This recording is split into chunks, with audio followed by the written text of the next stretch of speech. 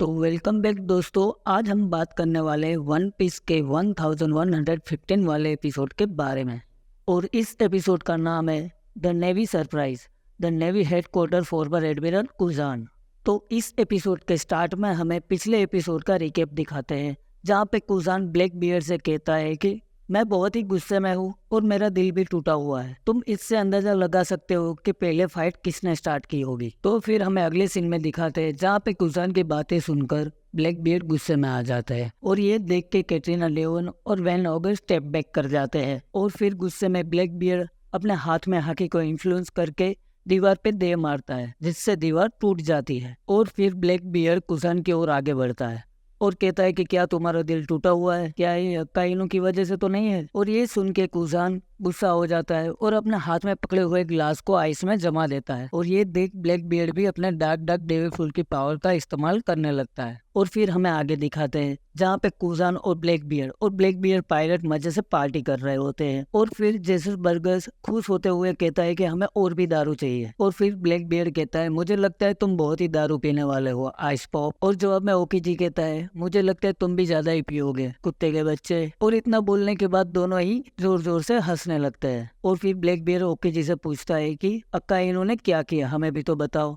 और ओकी जी दारू की फुल बोतल गटक जाता है और ब्लैक बियर्ड से कहता है कि हम एक ही साल में साथ में भर्ती हुए थे और हम अब एक घमासान युद्ध में है। और अब मेरे गले में एक गर्म गांठ सी भी महसूस हो रही है और मुझे लगता है ये वही मैग्मा की वजह से हुआ है। और कुजान की ये बात सुन के पिजारो जोर जोर से हंसने लगता है। और फिर ओकी जी आगे कहता है कि उसने मेरे पे एक बहुत ही बड़ा ऑफुल अटैक किया था, जिसकी वजह से आज मेरे पास अब एक ही लेग है। तो ये सुन के वास्को सोट कहता है कि अच्छा तो ये होता है जब आपस में दो एडमिरल फाइट करते हैं। तो फिर आगे पिजारो कहता है कि अक्का इनू के साथ क्या हुआ, एटलीस्ट तुमने उसका एक हाथ तो उखाड़ ही दिया होगा। और ओकी जी कहता है कि नहीं, पर मैंने उसको बहुत सारे स्कार तो दे ही दिए हैं। और फिर कैटरीना डेवन ब्लैक बियर्ड से कहती है कि ये तो स्कार के बारे में बात कर रहा है, क्या इसे भी मैन विद बर्न स्कार के बारे में पता है कमांडर। और इसके बारे में ओकी जी को कुछ मालूम नहीं होता और वो कहता है कि the man with burn scar. और जेसस बर्गस ओकी जी को कहता है कि क्या तुम नहीं जानते हो, इस दुनिया में 4 इम्पोर्टेंट रेड रोड पोनिग्लिफ है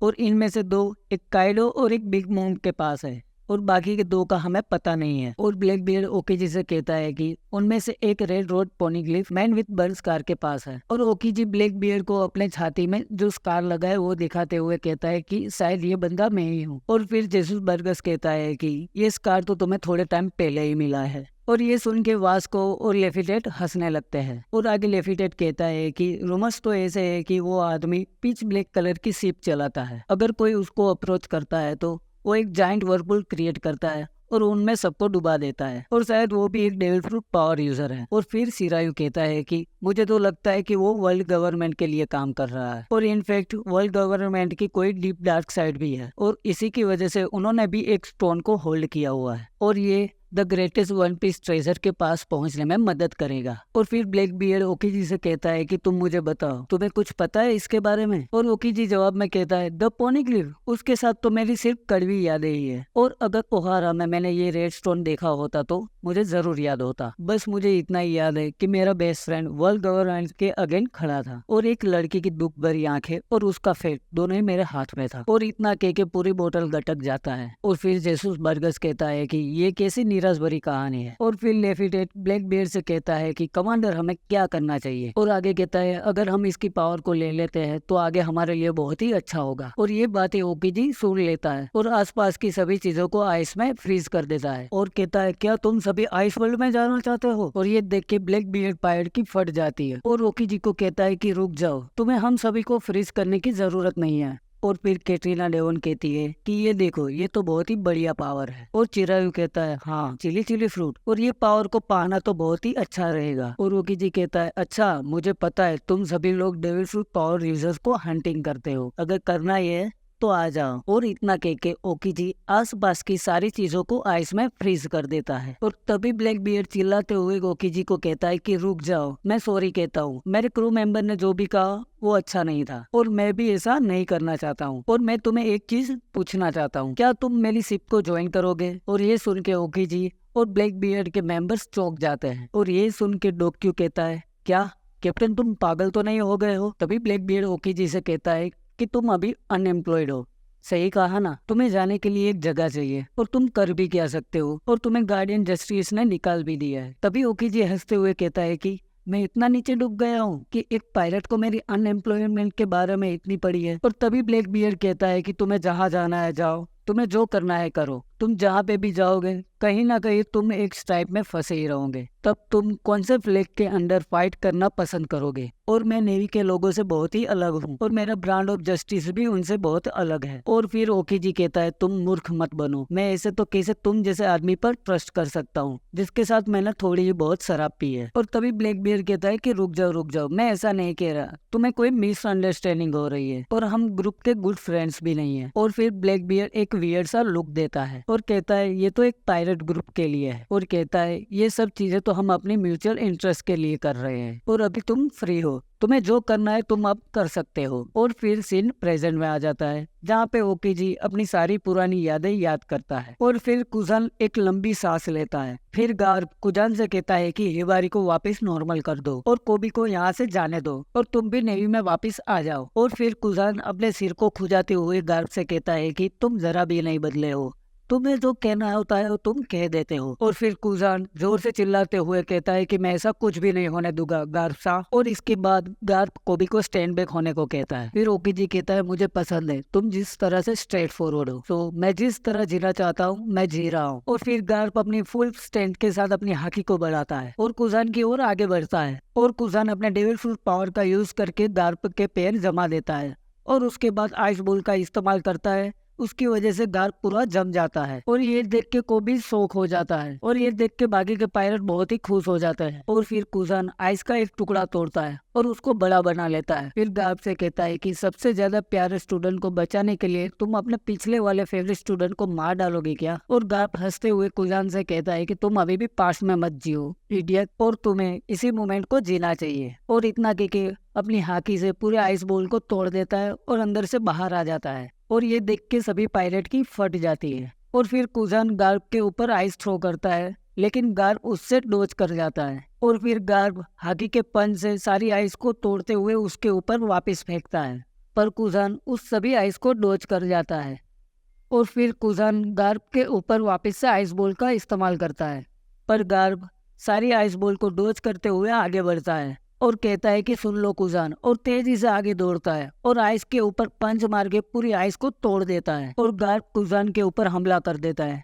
लेकिन कुजान ध्यान से देखते हुए उसे ऐसा लगता था कि उसकी ओर गार्ब आ रहा है, पर वो गार्ब नहीं आइस बॉल ही होती है। और कुजान दूसरी ओर देखे उससे पहले ही गार्ब अपने हाथों से कुजान का मुंह पकड़ लेता है, पर कुजान गार्ब का हाथ पकड़ के उसको जमाने का ट्राई करता है, लेकिन गार्ब अपने हाकी का इस्तेमाल करके उस आइस को तोड़ देता है और कुजान को नीचे जमीन की ओर पटक देता है। और गार्ब कहता है तुम अब भी वीक हो मेरे आगे, और गार्ब अपना ब्लू होल अटैक कुजान के ऊपर चला देता है और जिसकी वजह से नीचे जमीन पे बहुत ही बड़ा गड्ढा हो जाता है। और फिर हमें अगले सीन में न्यू वर्ल्ड का विनर आइलैंड दिखाते हैं जहाँ पे ब्लैक बियर लो से फाइट कर रहा होता है। और इस फाइट में ब्लैक बियर लो को बहुत ही बुरी तरह से डैमेज कर देता है और उसके हार्ड पायरेट और उसकी शिप को पानी में डुबा देता है। और फिर ब्लैक बियर लो से कहता है कि तुमने तुम्हारी शिप भी खो दी है, तो तुम अब पायरेट ग्रुप नहीं रहे हो और तुम्हारे लिए यहाँ से बच के जाने के लिए भी कुछ नहीं है। और तुमने रॉकी पोर्ट के दौरान 100 पायरेट के हार्ट भी चुरा लिए थे और वो सभी डरे हुए अभी भी जी रहे हैं पायरेट आइलैंड के अंदर, और मैं तुम्हारे हार्ट को चुरा के उधर ले जाऊंगा। तो वो लोग तुम्हारे हार्ट का टोस्ट बना के बहुत ही खुश हो गए। और फिर वेनेगर कहता है कि अब हमारे पास ओपी डेविल फ्रूट की भी पावर आ जाएगी